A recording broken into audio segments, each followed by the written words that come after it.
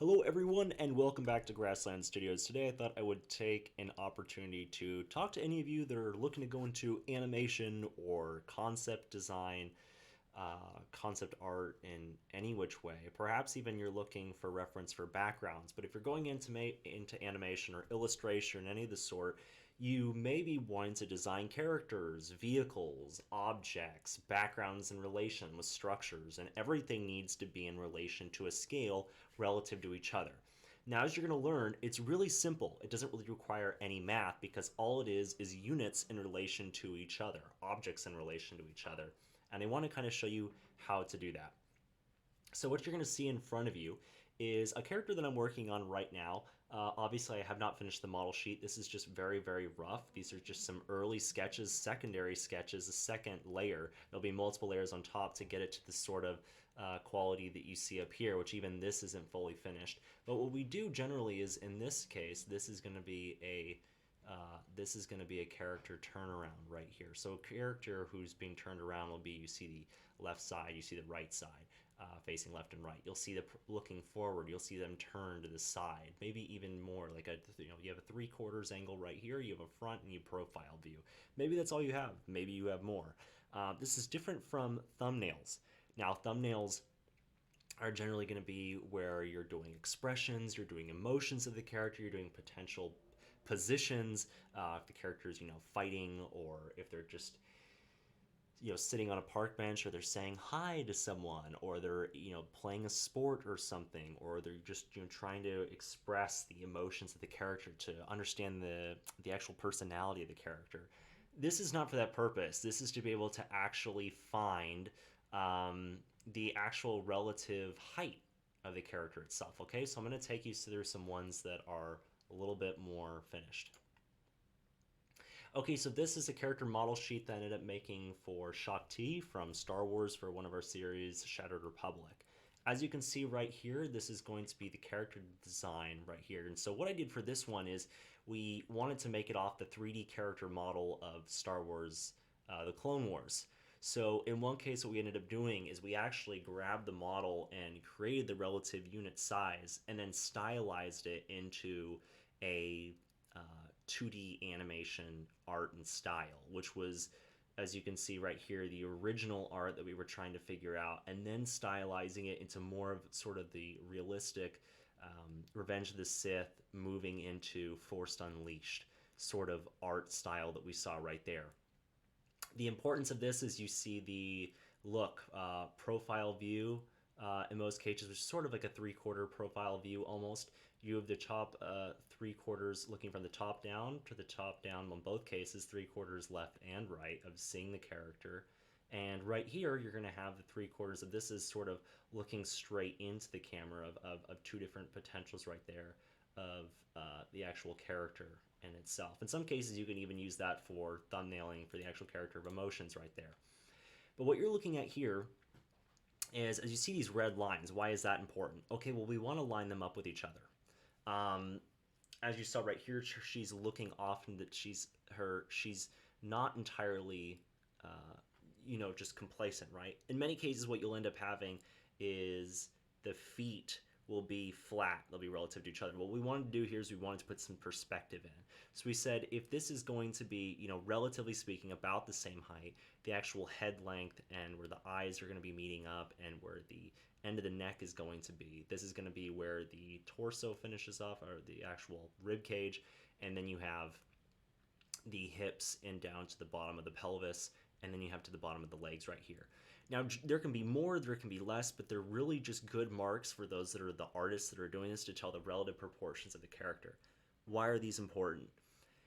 If you drew these lines all the way across a spreadsheet of multiple characters, say as, for example, right here, this is a beach crew that I ended up doing, which was for characters for this one series. As you can see, it's not fully finished. It's very sketchy, but this is just a relative look when we were figuring out what we wanted the characters to look like for this one group. How are these characters designed? Well, in this case, what you'd end up doing is you would draw a character, say this male character right here. We would draw from the bottom, we would draw from the top. We would say, we want this character to be 6'2", let's say. We want this character to be 6'2".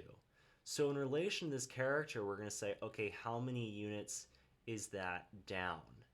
And if we did the math, we could find out that, how high this woman is, how high this male is, and how tall this woman is right here. And so when you line them all up, you would draw the lines across and gives it a relative model. Now, you would know that when the characters are going to be close to each other, you'd say, okay, if we drew a line through here where his pelvis is going to meet the top of his pelvis is going to be right around, the area of this. Now, obviously, these characters have a little bit of emotion behind them, right? So this is with actual poses. It's not just totally flat. It gives them a little bit of style. If we're showing this off in portfolios or something, we want the characters to sort of have a look to them and be showing some personality and not just being totally rigid. We can get a general sense of the relative heights of where if someone were standing next to another character, where would the top of their head reach relative to the other character? Where would their arms reach relative to the other character? How big would they be? Where do their legs meet and certain stuff like that? That'll help for different shots. If we're only getting the top of the body, if we're getting a full body picture, if we're only getting a third of the body. And that applies to all the different characters that we see right through here. Now let's go to another one that we can look at. So these characters right here are going to be a little bit more. These are going to be colored characters. Obviously not all from the same series, but just, to show you the difference of what you can end up doing.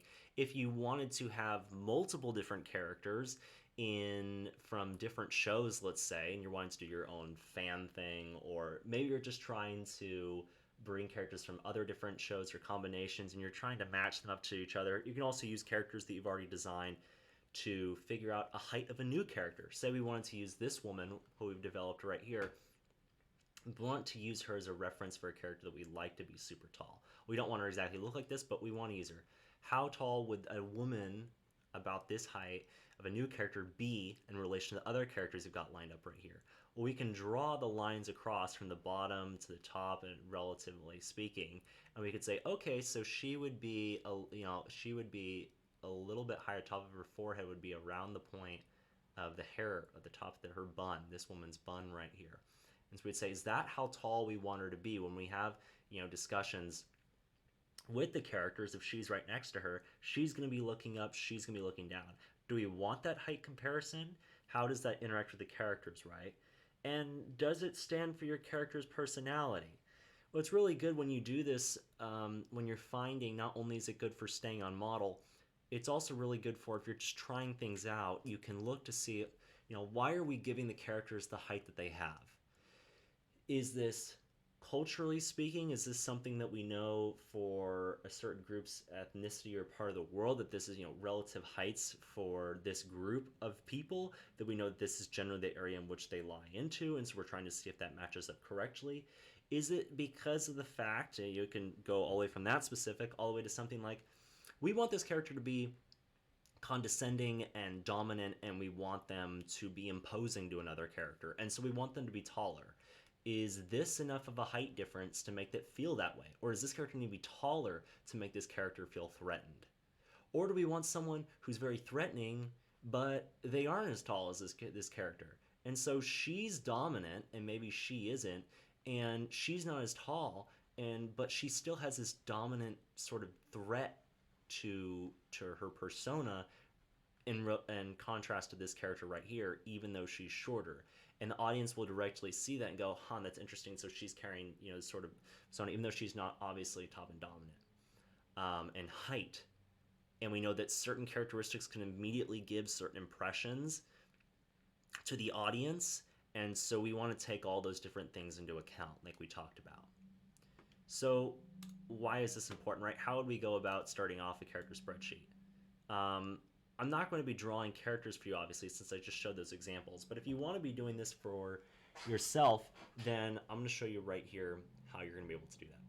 So whether this be on paper or actually be digitally drawn, whichever way that you want to do it, the same rules still apply. Everything is exactly the same, the actual setup. So what I'm going to do is I'm going to grab a ruler right here. And you can use a line tool, you can use an actual ruler, you can use whatever. Let's say, for example, that we have a character that is about this height. So we draw across the screen like that, okay? And then our model sheet, we're going to say we want everything to be contained within here. So we'd have it looking about this. Now, you don't always draw the characters right next to each other, but if you're trying to thumbnail it out, you're trying to go, we want our tallest character to be sort of like, from here to here. And maybe we say that, Spencer's this tall, and so he's right there. And we say, like, Jordan's, like, gonna be, like, this tall. And then maybe Amy isn't that tall or something, or maybe she is taller, and we could say we want her to be, she's going to be shorter, so she's going to be about right here, right? And so we have these different things, and so what we would say is, okay, so this is going to be, and you can draw however many lines you want. We would say the top of Jordan's height is going to be right here, and the top of Amy's height is going to be right here. So what does that end up meaning? When we do this, if we say this is the top height of one character, this is the top of another, this is the top of another, we now have reference points. And so if we actually went about drawing the actual outline of the character, say that we have an actual box in this case, which is about from here going down to here, we have a character which, it's going to be very close. It's going to be about here. We're going to draw it to here, let's say. And we're just drawing boxes to represent the actual heights. We say from here, and we're going to go from to here. Okay, well, when we do that, if we use the units, and we say, okay, we want it to be about 6 heads tall, and so we divide it into 6 segments, and we kind of thumbnail it in or whatever. Whatever part of the 6th segment that, let's say, his shoulders, you have his head right here, it goes down his arms, his shoulders, and then it goes a little bit, it even goes to about his breasts, which are about right there.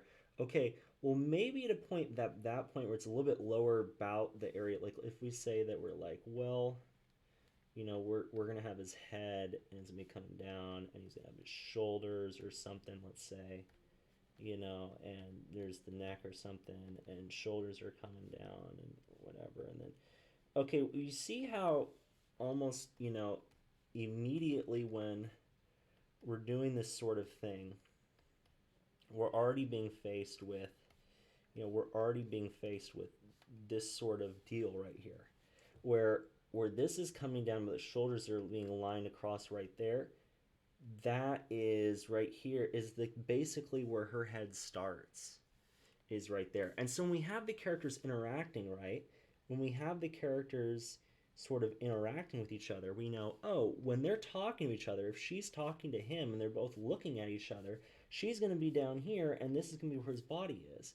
And so if we made a scene, right, let's say, and she's looking head-on profile view, and all we get to see is this, which the screen is in blue, and we see all of him, we're only going to see this much of her.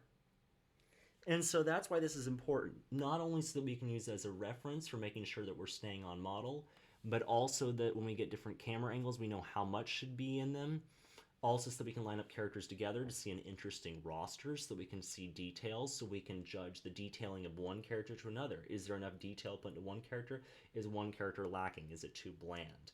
Are we happy with those proportions? Are we happy with those characteristics? Are they going to lead to the personalities that we want them to have?